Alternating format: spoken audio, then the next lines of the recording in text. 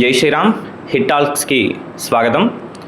ఈరోజు రాహుగ్రస్త చంద్రగ్రహణం ఏర్పడుతుంది.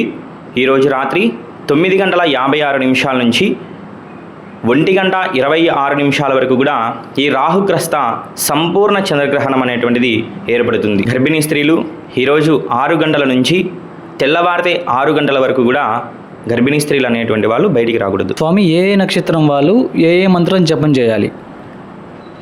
ఒక్కొక్క నక్షత్రం వాళ్ళు ఒక్కొక్క మంత్రాన్ని జపం చేయాలి. మన హిట్ టాక్స్ ద్వారా మీకు ఆ మంత్రాన్ని అందజేయడం జరుగుతుంది.